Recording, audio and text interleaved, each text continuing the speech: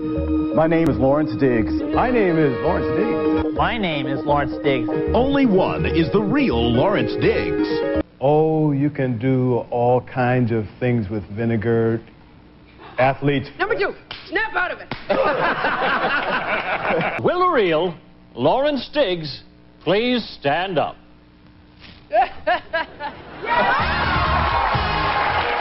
As much as I would try to be, you know, I like people and I want to be helpful and be part of community, I'm not very good at it, you know. It's a lot of what I do with people is painting by the numbers, you know. All right. Okay. If you need a break too, just let us know. All right. All right. So start out. Who are you, and how would you describe yourself? My name is Lawrence Diggs. I would describe myself as a kind of communicator and a person who is interested in, one, experiencing the world and sharing that experience with other people.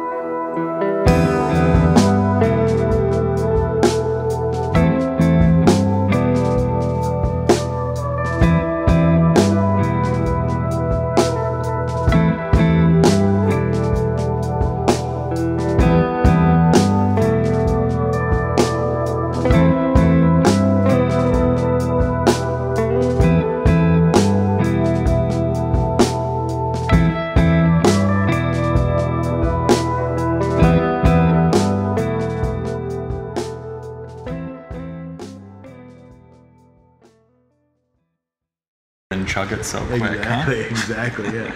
And then some things taste so bad, that's why you do chug it. Well, yeah, that would be. There's that too. That would be Budweiser and natural ice and something else. I just equate things. This is just. I'm a beer fan.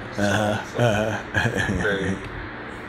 It's interesting how you can smell it. I mean, obviously it doesn't make sense, but and it does have I call it a prism effect of when it volatilizes. Some things volatilize faster than the other, and it tends to separate them out. And so as you're holding it, you get different things that are coming up, and you experience different things. But it really happens when you put that in your mouth. Your brain is already starts saying, oh, there's some of that in there too.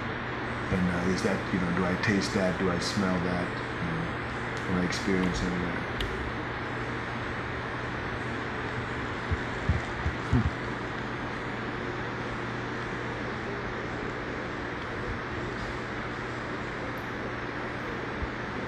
totally different flavor. Yeah. And these are flavored ones. And the interesting thing is you have all these different kind of things you can make it out of, literally anything that has enough sugar or starch. And then you can multiply each one of those by all the different kind of herbs, spices, and concentrates that you can put in it. So like to try to name a number, just, you know, it's like, well, whatever you say is going to be wrong, you know. So with all of those options, you know, it's an interesting hobby. Yeah. You know, not to mention business. You know. I was born in Houston, Texas, and in my early childhood in grammar school, we went out to San Francisco, and I grew up mostly there, and I would say that who I am is really structured and determined by my experiences in San Francisco. I have two sisters, two brothers who have passed away, and both my parents are gone. My father was a kind of, how can you say, he was a guy that did lots of things, and I think I kind of take that after him too.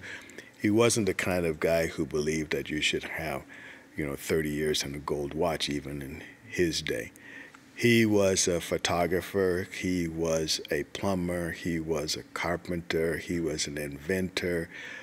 He tried his hand at the ministry at one time. And he passed a lot of those things on to me because I worked with him as a kid, when he would go out in these different jobs. When I decided I was interested in photography, he was a kind of a mentor and taught me things that, about cameras and about getting the shot. that most people don't become aware of until, much after they're professionals. So he was very much a kind of support. My mother was more conservative, I guess a good example of the difference is my mother was the kind of person who wouldn't let us go to the swimming pool and learn how to swim because she was afraid that we might drown. My father was the kind of person who would throw you in the pool and say, well, if you get in trouble, I'll come and save you. So they were kind of like different attitudes. My father was the kind of guy that always said, you don't know how to do something right unless you know how to do it wrong. He always told me that it's not important just to get to the right answer first. You need to know not just about something, you need to know the thing. And the only way you can do that is keep trying things until you run out of wrong ways and you come to the right way. And that's the best way to learn. And pretty much that's what I do now.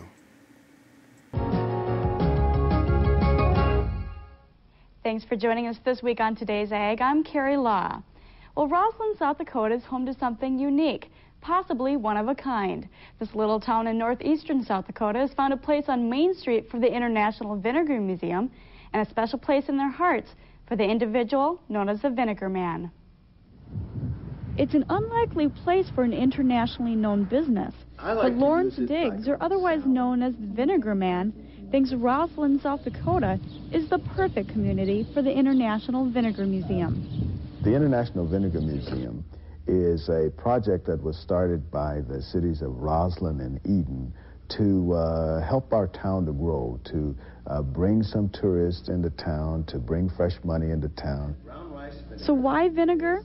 Years ago, Diggs trained paramedics in West Africa. It was then he realized how important it is to live a healthy life. And one of the things I learned from that experience is that most people are ill because they eat wrong. And many people eat wrong because they don't know how to prepare the food. He decided he wanted to help people cut food costs with a product they could make themselves, vinegar.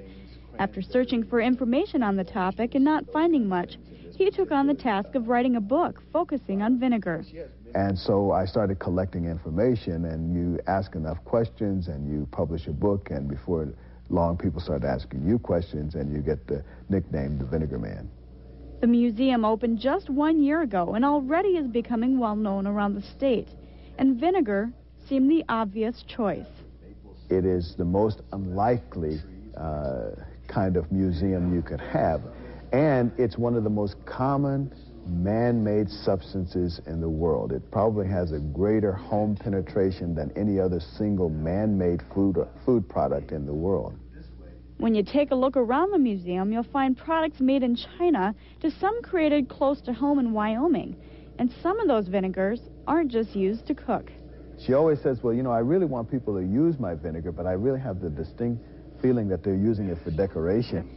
If you make the trip up north, you also learn to be a connoisseur of vinegar. And since there's so many products made out of different substances, taking a taste gives you a first-hand experience at vinegar testing.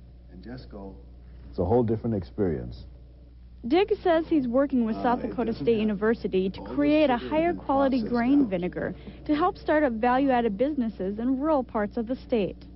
It's a low-tech cottage industry kind of thing, and then they can bottle it themselves, and then it can be something they can sell and get noted for.